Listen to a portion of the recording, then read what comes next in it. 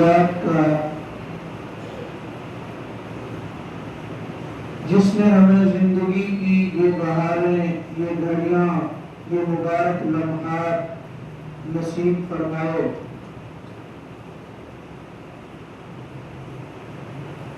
رمضان المبارک اللہ رب العزت کی بہت بڑی نعمت ہے۔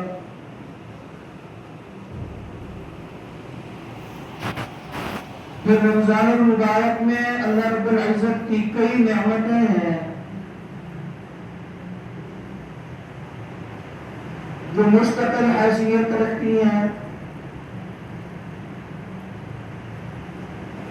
قرآن کریم کی تلاوت بھی نعمت ہے، نوافل بھی نعمت ہے، ذکر اذکار بھی نعمت ہے، اور سب سے بڑی نعمت روزہ اللہ رب العزت کی طرف سے۔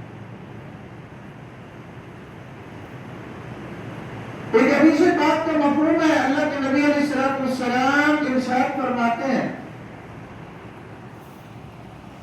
فرمایا کہ اللہ رب العزت بنی آدم کے ہر عمل کی جزا فرشتوں کے ذریعے سے دلواتے ہیں۔ فرشتوں سے فرماتے ہیں یہ نماز پڑھتا ہے اس کو نماز کا بدلہ دو، یہ صدقہ دیتا ہے اس کو صدقے کا بدلہ دو، یہ زکوٰۃ ادا کرتا ہے زکوٰۃ کی جزا دو۔ حدیث قدسی اللہ رب العزت فرماتے ہیں کہ روزے کی جزا میں فرشتوں کے ذریعے سے نہیں بلکہ خود اپنی ذات سے میں روزے کی جزا دے۔ یہ روزہ اللہ کی اتنی بڑی نعمت۔ ایک حدیث پاک میں آتا ہے اللہ کے نبی علیہ السلام ارشاد فرماتے ہیں، فرمایا کہ یوں تو اللہ رب العزت نے روزہ پہلی امتوں پر بھی فرض فرمایا تھا، لیکن رمضان المبارک کی 5 خصوصیات ایسی ہیں اللہ کے نبی فرماتے ہیں کہ جو اللہ نے میری امت کو عطا فرمائی ہے، مجھ سے پہلے کسی امت کو یہ عطا نہیں۔ پہلی چیز ان میں سے جو اللہ کی نعمت بھی ہے، اللہ کی رحمت بھی ہے، اللہ کی عطا بھی ہے،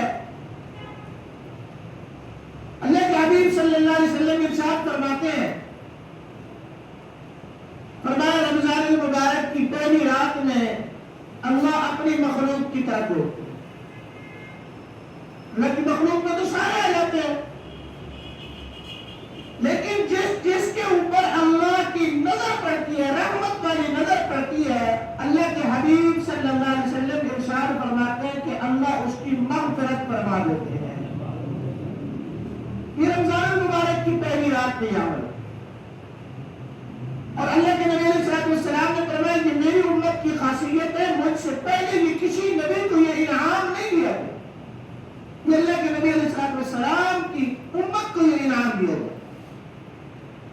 اور دوسری ایک حدیث میں آتا ہے اللہ کے نبی علیہ السلام فرماتے ہیں، فرمایا کہ دوسری نعمت جو میری امت کو عطا ہوئی جو مجھ سے پہلے کسی امت کو نہیں دی گئی، وہ میں نے حدیث پڑھی ہے، اللہ کے نبی علیہ السلام فرماتے ہیں، فرمایا لِخُلُوبٍ فَمِ الصَّائِمِ أَطْيَبُ عِندَ اللَّهِ مِن رِيحِ الْمِسْكِ۔ روزے دار کی منہ کی ہوا جو میدا خالی رہنے کی وجہ سے شام کو مسافت خود بھی ہمیں بھی اچھی نہیں لگ رہی ہوتی، لیکن اللہ فرماتا ہے، اللہ کی قسم فرمایا مجھے یہ مشک اور عنبر سے زیادہ عزیز لگتی ہے، یہ مشک اور عنبر سے زیادہ پیاری لگتی ہے۔ اللہ نے یہ انعام بھی کسی امت کو نہیں دیا، یہ صرف خاص طور پہ اللہ کے پیارے محبوب صلی اللہ علیہ وسلم کی امت کو یہ انعام ملا۔ اور تیسری چیز اللہ کے نبی علیہ السلام فرماتے ہیں، اللہ اکبر، فرمایا اللہ رب العزت رمضان المبارک کی ہر رات میں جنت کو حکم دیتے ہیں، فرمایا میری جنت تیار ہو جاؤ، مزین ہو جاؤ، میرے اہل کا استقبال کرو۔ اللہ آپ کے اہل کون لوگ ہیں؟ اللہ ہم کس کے لیے تیار ہو جائیں؟ کیا کوئی شہید آنے والے ہیں؟ کوئی نبی آنے والے ہیں؟ اللہ تیرے کوئی ولی آنے والے ہیں؟ کئی نبی چاہت فرماتے ہیں، فرمایا نہیں نہیں،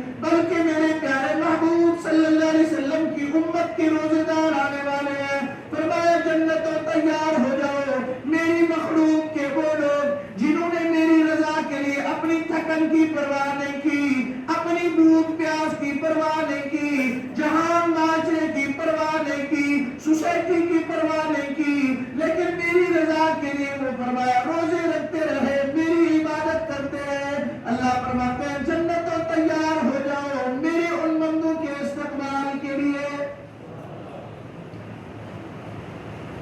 اللہ کے نبی علیہ السلام فرماتے ہیں فرمایا جنت کے 8 دروازے ہیں، اور قیامت کے دن ایک واحد روزہ دار ہوگا جس کو جنت کا ہر دروازہ پکار کر کہے گا کہ روزے دار تم میرے ذریعے سے جنت میں داخل ہو جا۔ یہ انعام روزے داروں کے لیے ہے۔ فرمایا ان الجنت لها 8 ابواب۔ اللہ کے نبی علیہ السلام فرماتے ہیں جنت کے 8 دروازے۔ سب سے پہلا دروازہ باب الصلاۃ ہے، جو نماز پڑھنے والوں کے لیے مخصوص ہے۔ وہ لوگ جو دن رات اللہ کی عبادت نماز کے ذریعے میں مصروف رہتے ہیں، ان کے لیے اللہ نے جنت کے خاص دروازے یعنی باب الصلاۃ کو تیار کروایا ہے۔ اور فرمایا جنت کا دوسرا دروازہ وہ باب الجہاد ہے۔ وہ لوگ جو اعلی کلمت اللہ کے لیے، اللہ کے دین کی سربلندی کے لیے ہناتن جہاد مصروف رہتے ہیں، اسلامی ممالک کی سرحدوں کی حفاظت کے لیے، اسلامی ممالک کی ترویج کے لیے، اسلامی ممالک کے نظام کے لیے اللہ کے نبی فرماتے ہیں جو لوگ اس میں مصروف عمل ہوتے ہیں وہ قیامت کے دن باب الجہاد کے ذریعے سے جنت میں جائیں گے۔ اور فرمایا جنت کا تیسرا دروازہ وہ باب الریان ہے، اور باب الریان یہ وہ خاص دروازہ ہے جس کے ذریعے سے صرف اور صرف روزے دار جنت کو داخل۔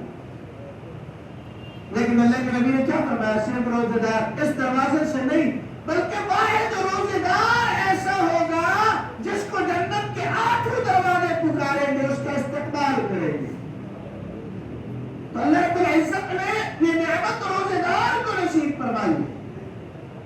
اور فرمایا جنت کا چوتھا دروازہ وہ باب الصدقہ ہے، جو اللہ کی رضا کے لیے صدقہ کرتے ہیں، اللہ کی رضا کے لیے، اللہ کو راضی کرنے کے لیے، اللہ کی خوشنودی کے لیے صدقے کا اہتمام کرتے ہیں، پرواہ نہیں کرتے کہ میرے پاس کچھ ہے یا نہیں ہے۔ ضرورت مند آ گیا خالی نہیں بھیجا، اللہ رب العزت کے عطا سے کچھ دے دیا، صدقہ کر دیا۔ فرمایا اس کو یہ باب الصدقہ جب قیامت کے دن پکارو۔ اور جنت کا 5واں دروازہ وہ ہے باب المتوکلین، اللہ پر توکل کرنے والے لوگ۔ یہ بھی اللہ رب العزت کے بڑے قرب کا مقام ہے کہ دنیا سے نظر ہٹا کر صرف اللہ کی ذات پر توکل آ جائے، یہ بہت بڑی نعمت ہے۔ اللہ کی ذات سے یقین پختہ ہو جائے، کامل یقین ہو جائے۔ ہماری نظریں تو اسباب کے اوپر رکھتے ہیں، ہم تو بار بار یہی سوچتے ہیں کہ اسباب سے کام ہوتے ہیں، لیکن توکل یہ کہتے ہیں کہ نہیں، اصل مسبب الاسباب سے کام ہوتے ہیں۔ تو فرمایا جنت کا 5واں دروازہ وہ باب المتوکلین ہے، وہ لوگ جو صرف اور صرف اللہ کی ذات پر توکل کرتے ہیں، اللہ کی ذات پر بھروسہ رکھتے ہیں۔ اللہ نے جنت کے اس دروازے کو خاص طور پہ ان کے لیے بنایا ہے۔ اور جنت کا 6واں دروازہ وہ ہے باب بر الوالدین۔ اللہ رب العزت نے کلام مقدس میں مستقل ایک عنوان بیان فرمایا کہ والدین کے ساتھ حسن سلوک، اور اللہ کے نبی فرماتے ہیں جو والدین کے ساتھ حسن سلوک کرتا ہے قیامت کے دن جنت کے یہ دروازہ اسے پکار پکار کر اس کو استقبال کرے۔ اللہ اکبر کبیرہ۔ کریم رب ارشاد فرماتے فرمایا وَقَضَى رَبُّكَ أَلَّا تَعْبُدُوا إِلَّا إِيَّاهُ وَبِالْوَالِدَيْنِ إِحْسَانًا إِمَّا يَبْلُغَنَّ عِندَكَ الْكِبَرَ أَحَدُهُمَا أَوْ كِلَاهُمَا فَلَا تَقُل لَّهُمَا أُفٍّ وَلَا تَنْهَرْهُمَا وَقُل لَّهُمَا قَوْلًا کریما۔ فرمایا اللہ نے یہ فیصلہ فرما دیا اللہ کے علاوہ کسی کی عبادت درست نہیں، اللہ کے علاوہ کسی کو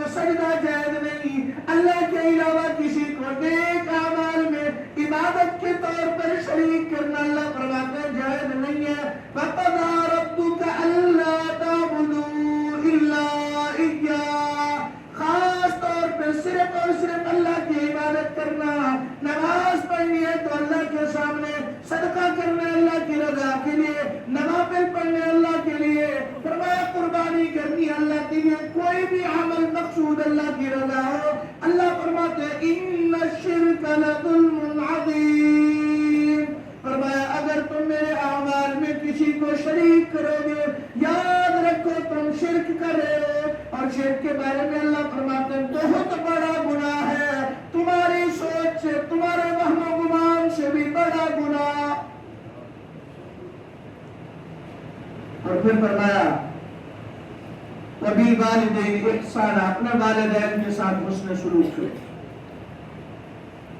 سمجھنے کی بات یہ ہے کہ اللہ اپنی معبودیت کو بیان کرنے کے بعد والدین کے مقام بیان کرتے ہیں، اتنا بڑا مقام ہے والدین کا۔ آج کے زمانی دور کے اندر والدین کے ساتھ اس میں سلوک نہیں ہوتا۔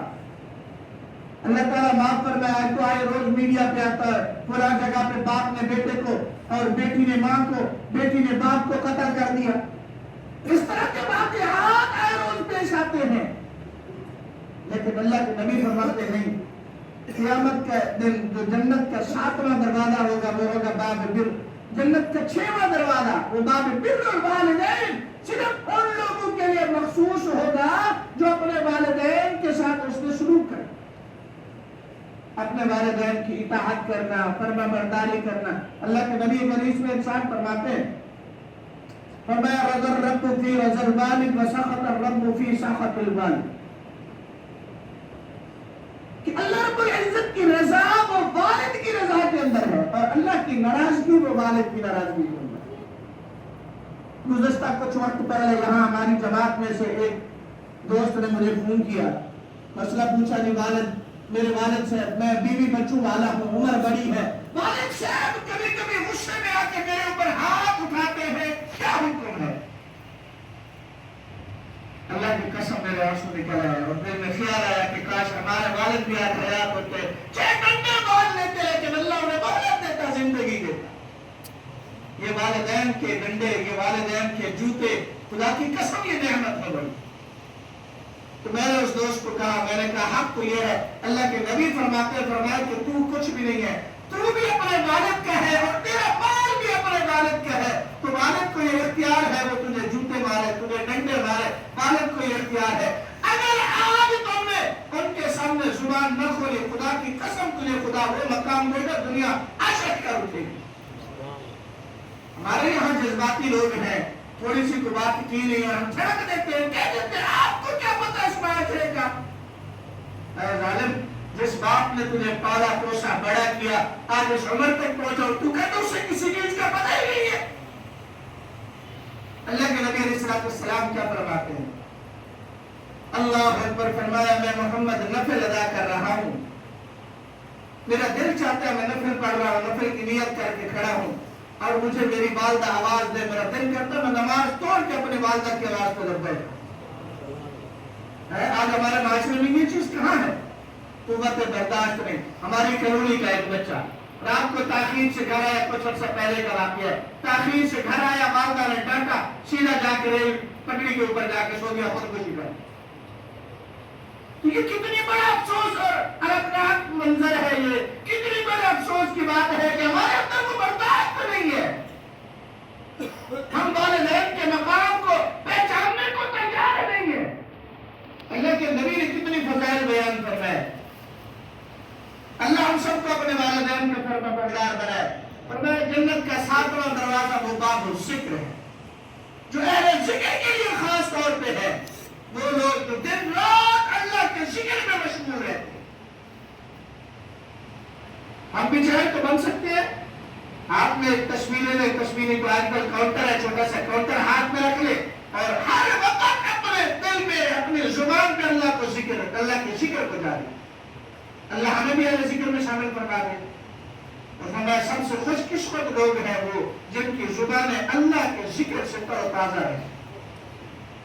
ہمیں تو معلوم نہیں کہ اللہ کا ذکر کیوں ہے، کتنی وقت گزر گیا، کتنی ٹائم گزر گیا، ہمیں یہ توفیق نہیں ملی۔ تو میرے عزیز دوستو، یہ دنیا دار عمل ہے. آج عمل کریں گے کل اس کی جزا ملے گی, اگر عمل ہی نہیں ہوگا تو جزا کیسی. اور اللہ کے نبی فرماتے ہیں, فرمایا جنت کا 8واں دروازہ وہ باب التائبین ہے, توبہ کرنے والوں کے لیے. اور توبہ کے لیے رمضان المبارک سے بہترین موقع, اگر آپ چاہتے ہیں کہ رمضان کے علاوہ کو موقع ملے گا, ایسا ممکن نہیں ہے. رمضان سے بڑھ کر اللہ کی رحمت کسی دنوں میں انسان کی طرف متوجہ نہیں ہوتی جتنا رمضان میں ہو. تو میرے بھائیوں, یہ توبہ کا بھی بہترین وقت ہے, اللہ کو منانے کا وقت, اللہ کو راضی کرنے کا وقت. اور چوتھی چیز اللہ کے نبی نے, 5ویں چیز جو خاص طور پہ اللہ کے نبی کے پیارے محبوب کی اس امت کو عطا ہوئی 5ویں چیز فرمایا وہ ہے کہ جب رمضان المبارک کی آخری رات ہوتی ہے تو اللہ تمام روزہ داروں کو, عبادت کرنے والوں کو, بنانے والوں کو, توبہ کرنے والوں کو اللہ معاف فرماتا. اور اللہ فرشتوں سے فرماتے ہیں, فرشتوں گواہ بن جاؤ, میں نے اپنے بندوں کو, میرے وہ بندے جنہوں نے مجھ سے معافی مانگی, میں مجھے قسم ہے اپنے رب ہونے کی میں ان بندوں کو معاف کروں. ایک صحابی نے سوال کیا, یا رسول اللہ یہ لیلۃ القدر کیا چیز ہے؟